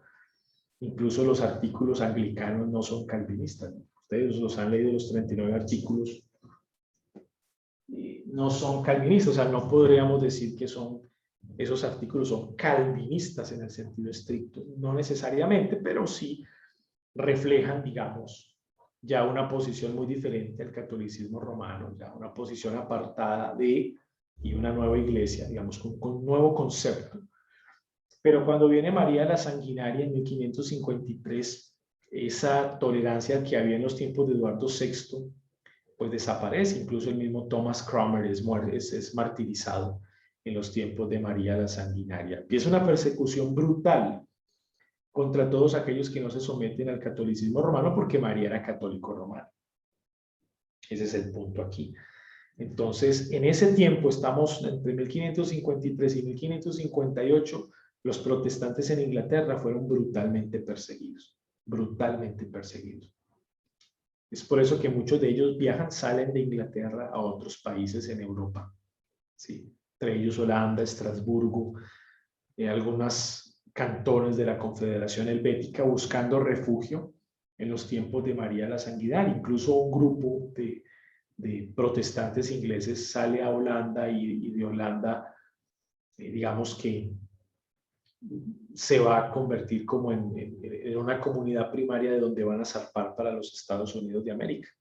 Sí, van a empezar a llegar a la bahía de Massachusetts y otros lugares a establecerse en lo que hoy es Norteamérica, debido a los tiempos de María la Sanguinaria. Pero tras la muerte, Isabel I de 1558 a 1603, ella era católica. Isabel I era católico romano. Sin embargo, sus políticas eran un poco más flexibles que María la Sanguinaria. Yo no puedo decir que en el tiempo de Isabel I, pues el auge del protestantismo se vio, ¿no? Realmente no. Hubo quizá un poquito más de tolerancia, no tanto, hubo un poquito más de tolerancia y se les respetaba a los protestantes ciertas prácticas, ciertas cosas, no completamente, pero hubo un poquito más de tolerancia.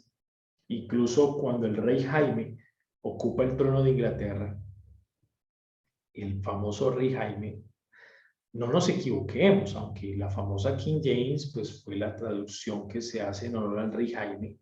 El rey Jaime no era protestante, ojo, era católico romano. Incluso en los tiempos del rey Jaime hubo una persecución brutal. Estamos hablando de la primera década del siglo XVII. O sea, la persecución fue brutal contra los protestantes en Inglaterra, a pesar de que se le dedicó la Biblia, ¿no? Pero el hombre no era protestante, era católico romano. O sea, lo que vemos en Inglaterra son tiempos de paz, de guerra, de paz, de guerra. Tiempos de calma, persecución, calma, persecución, calma, persecución. Eso es lo que vemos básicamente en Inglaterra. Ahora, a pesar de eso, los protestantes ingleses sobreviven a las persecuciones. Vuelvo y repito, muchos huyen, otros permanecen y otros regresan y permanecen en Inglaterra, ¿no? O sea que esto hace que estos protestantes ingleses tengan ideas reformadoras muy fuertes. No estaban a gusto con que la iglesia anglicana se pareciera a la iglesia católico romana, en la forma de celebrar la misa, en la forma de celebrar los cánticos, en la forma como se viste el obispo.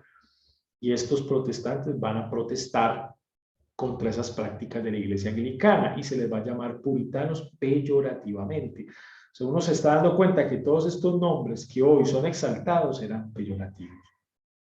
Si todo eso se decía era peyorativamente, o sea, puritanos no se les llamó por, digamos, alabándolos, ¿no? Por la cualidad que tenían de ser muy santos, se les llamó puritanos, fue al revés, o sea, fue por lo intensos que podrían llegar a ser y estar ejerciendo presión ante, ¿cierto? Ante la iglesia anglicana y el tener ese espíritu no conformista. O sea, fue peyorativo, que más adelante el término puritano pues va a ocupar un lugar importante, es diferente, pero en sus inicios era peyorativo, ser puritano. Y esos puritanos pues van a aguantar persecuciones, van a aguantar vituperios, van a aguantar azotes, van a aguantar cárceles, van a aguantar martirios, van a aguantar demasiado sufrimiento en Inglaterra. Sin embargo, van a sobrevivir. El caso de John Knox, que podríamos decir que era un puritano escocés, se conecta con nuestra historia por una sencilla razón, porque mientras los puritanos en Inglaterra están siendo perseguidos y aguantan la resistencia católico-romana en el siglo XVI, a finales del siglo XVI, pues John Knox estaba estudiando en la Academia de Ginebra, preparándose con los calvinistas más importantes, entre ellos Teodoro Beza, e iba a regresar a Escocia. Pero en Escocia hay un conflicto político peor, porque recuerden que Escocia era católico-romana, y los escoceses eran aliados de los franceses. Entonces iba a haber allí una situación bastante tensa porque la corona inglesa se alió a la corona española, pero la corona escocesa se alió a la corona francesa. ¿Y qué pasa? La corona española y la corona francesa no se llevaban, porque la corona española apoyaba a la corona del Sacro Imperio Romano Germánico, que no se llevaba con la corona francesa. Había ahí un rompecabezas político. Claro, entonces los escoceses y los franceses iban a estar unidos y los ingleses y los españoles iban a estar unidos, hablando católico-romanamente, ¿no? O sea, todos eran católicos romanos.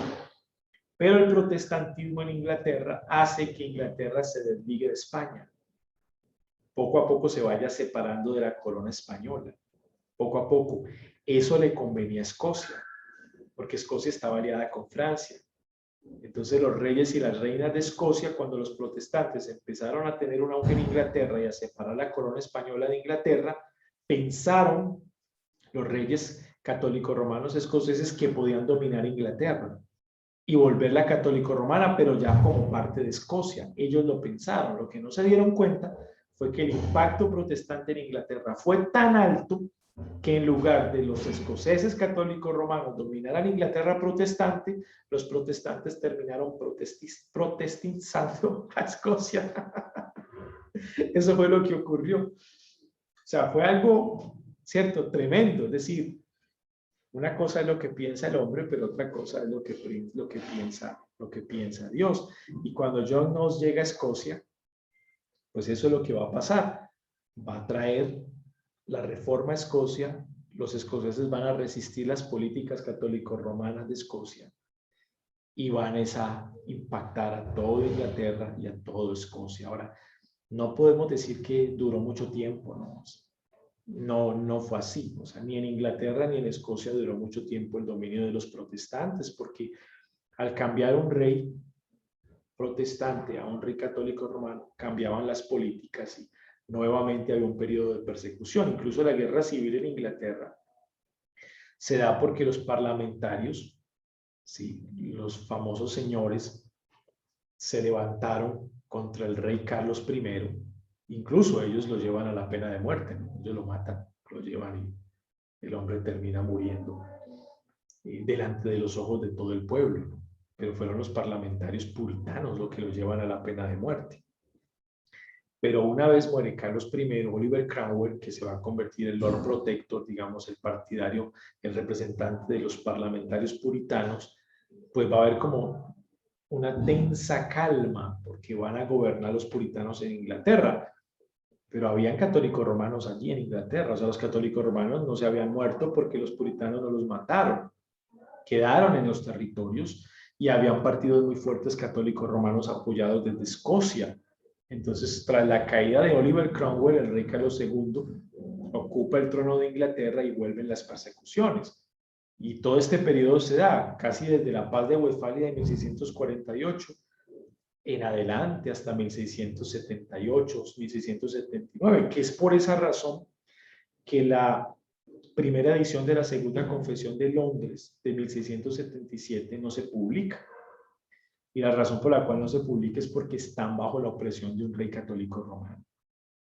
Ahora, cuando en 1689 la segunda edición de la Segunda Confesión de Londres se publica es porque hay tensa calma otra vez en Inglaterra. O sea, estamos en altos y bajos, tanto política como teológicamente hablando. Y el impacto de John Knox en Inglaterra pues va a ser un impacto eclesiástico. Va a consolidar algo que se llama el consistorio, presbiterio y el sínodo. Y el consistorio va a ser el gobierno de la iglesia local, en la cual van a participar los oficiales de la iglesia, tanto los pastores como los diáconos van a constituir ese consistorio, algo así llamado como democracia representativa, que se veía en el pensamiento de Juan Calvino, ahora materializado en John Knox y en Escocia. El presbiterio pues iba a ser la gran junta o la gran reunión de los presbíteros o pastores que hacían parte de estos consistorios, y el sínodo pues va a ser la asamblea general que representa a todo el presbiterio. Y en la forma de gobierno, como los presbiterianos se van a establecer en Escocia y se van a establecer en Inglaterra. Ojo con esto, el gobierno de ellos es nacional. Es nacional, porque la meta de John Knox y la meta de los primeros presbiterianos era ocupar el parlamento. Y a partir de ocupar el parlamento, entonces convertir a la nación en un Estado nacional presbiteriano. Es decir, a partir del parlamento, toda la nación iba a quedar bajo las políticas presbiterianas. Esa era la visión de ellos. Sin embargo, encontraron muchos opositores dentro de los católicos romanos, dentro de los mismos puritanos, protestantes puritanos, iban a encontrar oposición. Los separatistas, los bautistas particulares, los congregacionalistas, iban a hacer resistencia a esa visión nacional que tenían los presbiterianos con su sínodo nacional, ¿no?, que representaba supuestamente a la iglesia de Inglaterra. Ahí iban a empezar a tener problemas bastante fuertes. Y su obra, la Confesión de Westminster de 1647, se va a convertir en una obra magna porque va a sintetizar el pensamiento de la teología calvinista inclinada hacia el presbiterianismo. En esta confesión de fe van a mantener el paidobautismo, van a mantener el gobierno entre consistorios, sínodo y asamblea, van a tener todo un proceso de disciplina eclesiástica bien detallado que no habían en otras confesiones de fe. Y en el capítulo 7 de la teología pactual van a explicar el concepto pactual de Calvino, digamos que lo van a tratar de ampliar un poco más, pero van a tratar de mantener el concepto pactual de Calvino en el capítulo 7 de la Confesión de Westminster. Este documento se produce en medio de una tensión política muy fuerte, porque recordarán que Inglaterra está experimentando la guerra civil y los parlamentarios puritanos están dividiendo de los parlamentarios católicos romanos. O sea, estamos en el pleno auge de la guerra con el rey Carlos I y el documento se va a convertir en un documento teológico, pero al mismo tiempo político, porque es la voz de los parlamentarios puritanos diciendo no estamos de acuerdo cómo se gobierna en Inglaterra. O sea, no solamente la teología que se cree y se enseña, sino cómo se gobierna en Inglaterra. Entonces, usted se está dando cuenta que todos estos documentos que se están escribiendo no son documentos solamente teológicos, sino que son documentos que tienen repercusiones políticas, ¿no? La Confesión de Augsburgo ante el emperador Carlos V. La famosa Confesión belga de Guido de Brest fue en medio de tensas luchas políticas también, ¿sí? La Confesión de Westminster se da en medio de la Guerra Civil de Inglaterra. O sea, son confesiones de fe que se van dando lugar en medio de crisis políticas. Son documentos teológicos, pero que se dan en el marco de un contexto de una guerra política. Y la famosa Confesión de Westminster tiene 33 artículos que usted la puede estudiar y la puede, digamos, conocer un poco más a fondo. La gran problemática que surge en Inglaterra es por esto, porque el movimiento puritano se divide. Digamos que la utopía que tenían los presbiterianos como utopía, pues no se va a cumplir. De convertir, digamos, el protestantismo inglés, convertirlo hacia la ala presbiteriana y hacer una iglesia nacional, no se va a cumplir porque dentro del mismo movimiento puritano hay divisiones. Los congregacionalistas que se van a identificar con la declaración y la plataforma de gobierno de Savoy de 1658 van a guardar algunos puntos de vista tal cual como están en la Confesión de Westminster. Solamente van a diferir en algunos puntos, sobre todo el tema del gobierno de la iglesia. Los congregacionalistas no están de acuerdo en que sea una iglesia nacional, primero, y que esa iglesia nacional tenga un sínodo y un presbiterio. Los congregacionalistas van a abogar por un gobierno más congregacional. O sea, la asamblea de miembros de la iglesia es la que va a gobernar. Esa es la postura congregacionalista. Y los bautistas particulares también van a ser separatistas.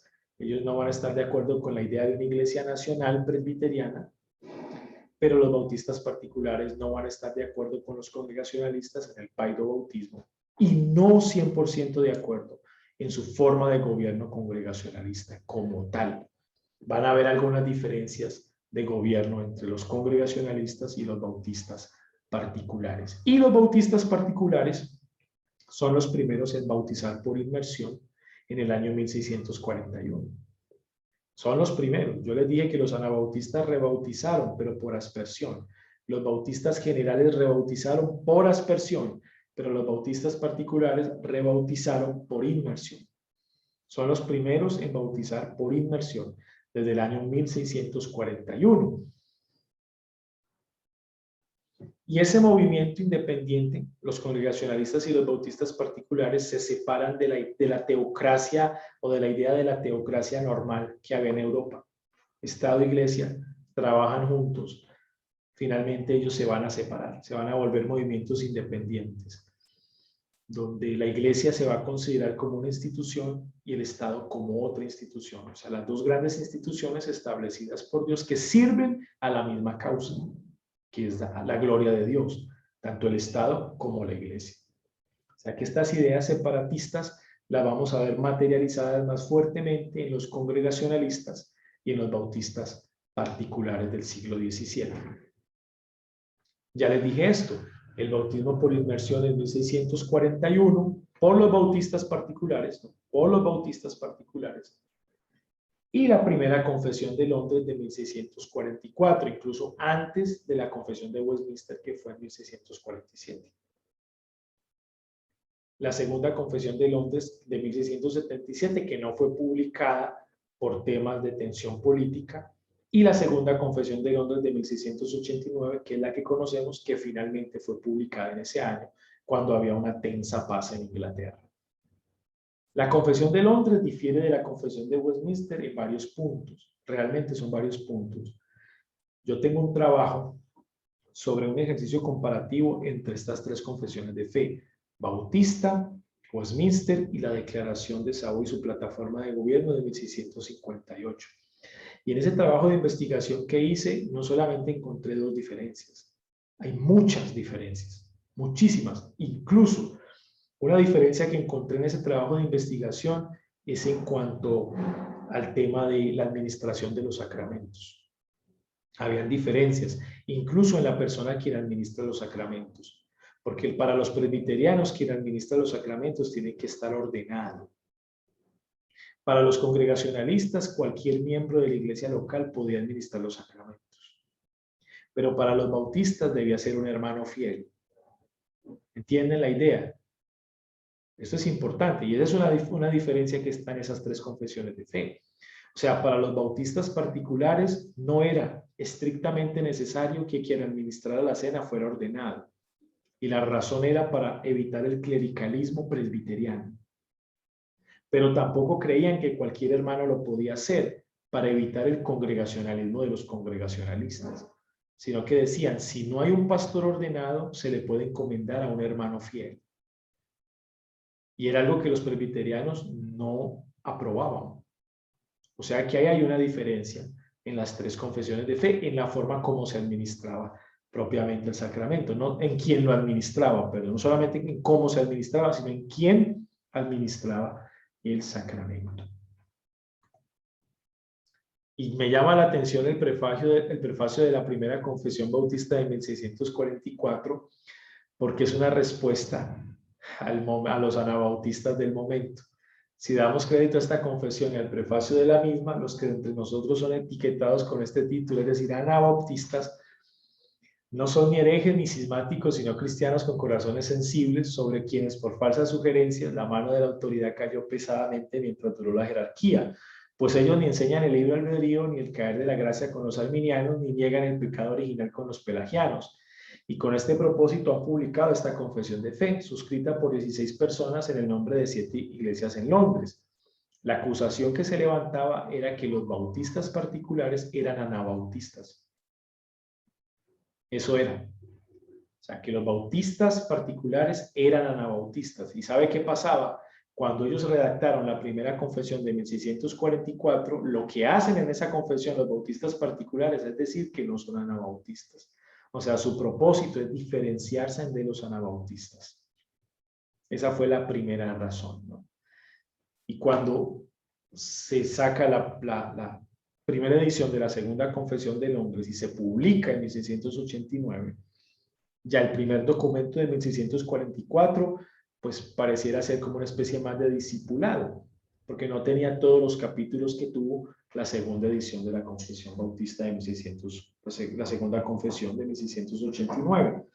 Ya esta es mucho más teológica y personas como Benjamin Kish, Nehemias Cox, William Collins participan en la redacción de esta confesión, redacción y edición de la segunda confesión de Londres de 1689, que son personajes sumamente importantes para los bautistas particulares de la época. Estos es el bosquejo de la confesión de 1689 y es el bosquejo en el cual fue estructurada originalmente esta confesión en 4 unidades.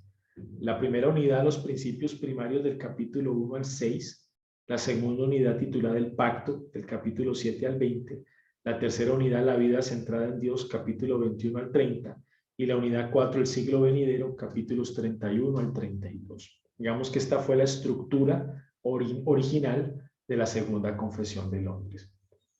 Cuando usted dé la clase de confesión de fe, usted debe procurar seguir este esquema, ¿no? O sea, ¿por qué los principios primarios son los 6 primeros capítulos y por qué el resto de capítulos están dentro del pacto? Desde el capítulo 7 al 20, todas las doctrinas quedan debajo de la unidad del pacto. y desde el 21 al 30 la vida centrada en Dios, que tiene que ver con asuntos eclesiásticos y de gobierno. Y finalmente, los últimos capítulos, que son escatológicos, quedarían bajo la sección del siglo venidero. Y los énfasis doctrinales de la confesión bautista. Un énfasis católico, porque es universal, está centrado en el Evangelio, es pactual, es supremamente importante esto, es pactual, es reformado, es calvinista, es predestinista, es decir, predestinista. La doctrina de la predestinación, supremamente importante, es puritano, es bautista, es congregacionalista y es independiente. Vuelvo y repito, es católico, está centrado en el Evangelio, es pactual, es reformado, es calvinista, es predestinista, es puritano, es bautista, es congregacionalista y es independiente. Esos son los principios, los énfasis doctrinales de la Confesión de Fe de Londres de 1689. Es católico, somos católicos, seguimos siendo católicos, pero no romanos. ¿Qué recuperó la Reforma Protestante? La verdadera catolicidad de la Iglesia. La Reforma Protestante recuperó la verdadera catolicidad de la Iglesia. Y ya, para terminar nuestra clase, simplemente recordar algunos movimientos que se dan posteriormente. Yo les dije, el curso llegaría hasta 1648, hasta la Paz de Westfalia. Y hay un grupo, unos movimientos que se dan posterior, es decir, no dentro del marco de la primera mitad del siglo XVII, sino que muchos de ellos empiezan a surgir en la segunda mitad del siglo XVII en adelante, que ya son movimientos protestantes que no, digamos, se cobijan en un curso de historia de la Reforma, sino en un curso de historia de la Iglesia moderna. Podríamos llamarlo así. Movimientos como este, el de Philip Jacob Spener, que es los famosos pietistas, ¿sí? Que se dan, digamos, entre parte de la primera mitad del siglo XVII y la segunda mitad del siglo XVII. ¿Sí? Pero van a tener un desarrollo posterior mucho más amplio. La idea de estudios pequeños, estudio en pequeños grupos en los hogares, que los laicos ocupaban posiciones de liderazgo en los grupos pequeños, enfatizar la experiencia personal y la práctica cristiana. Las discusiones teológicas debían realizar en un espíritu de caridad. El adiestramiento de los pastores se enfocaba en la vida devocional, el uso del púlpito para la instrucción sencilla de la teología, los famosos pietistas, que fue un grupo que subyace del luteranismo del siglo XVII.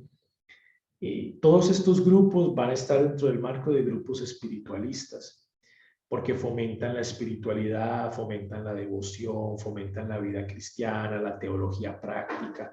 Incluso recuerdo haber leído un autor que daba su punto de vista sobre todos estos movimientos y decía que hacia el siglo XVIII los movimientos espiritualistas leían a los calvinistas como escolásticos, es decir, para ellos la teología calvinista del siglo XVI y XVII era llamada escolástica protestante.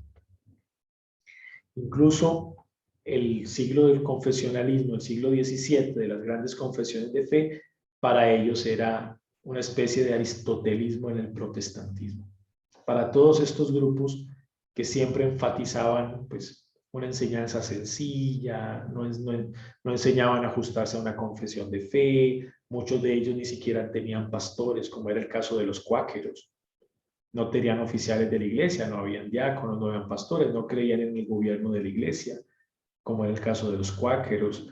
Creían que el Espíritu de Dios se podía revelar y se le podía revelar a cualquier persona. Había una separación del estudio bíblico. Es decir, aunque fomentaron la vida devocional y la vida espiritual, hubo en ellos ciertas cuestiones, digamos, no muy bíblicas, que no se ajustaron mucho al testimonio de las escrituras. Lo mismo pasó con los moravos. Nicolás Ludwig von Zinzendorf, de 1700, ya estamos fuera del curso de historia de la Reforma, ¿no? Ya estamos fuera de 1648.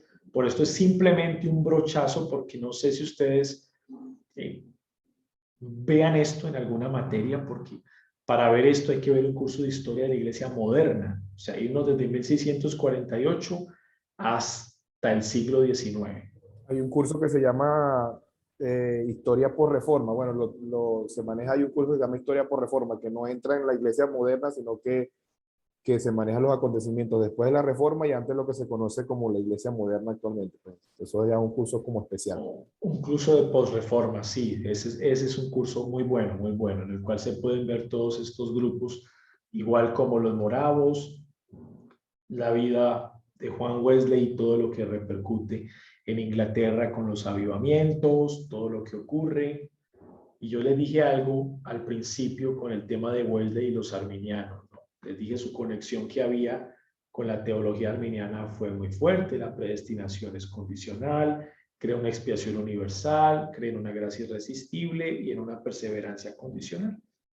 En ese curso del que habla el pastor de posreforma, pues en estos temas se podría ahondar más y se podría dar más detalles, ¿verdad?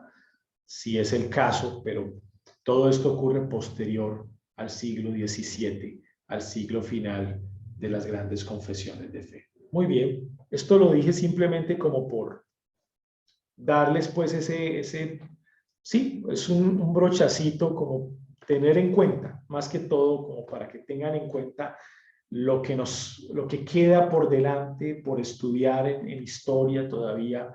Hay muchos movimientos protestantes espiritualistas que se estudian en el siglo XVIII y el liberalismo teológico en el siglo XIX, que fue bastante fuerte, pero ya para eso se tendría que, vuelvo y repito, tener otro curso y ahondar en esos temas, que es muy amplio, ¿no?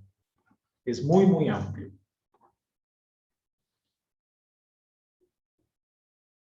Eh, Estamos sobre el tiempo. No sé si tienen alguna pregunta o alguna inquietud que podamos resolver en unos minutos. La idea es que podamos programar una próxima reunión con un debate o foro para tomar algunos de los temas interesantes que tocamos y debatirlos en el grupo. Y eso nos va a tomar una sección más. Hasta el día de hoy hemos evaluado los contenidos de lo que esperábamos íbamos a ver en este curso. Si no tenemos preguntas, podemos entonces dar por finalizada nuestra reunión del día de hoy. Agradecemos al hermano Alejandro, el pastor Alejandro, por el apoyo que nos ha dado en estos últimos sábados. Agradeciendo también la bendición que tenemos de compartir con cada uno de los hermanos. Aquí está Isabel Alejandro, que te quería saludar. Dice, no lo conozco. Hola, ¿cómo estás?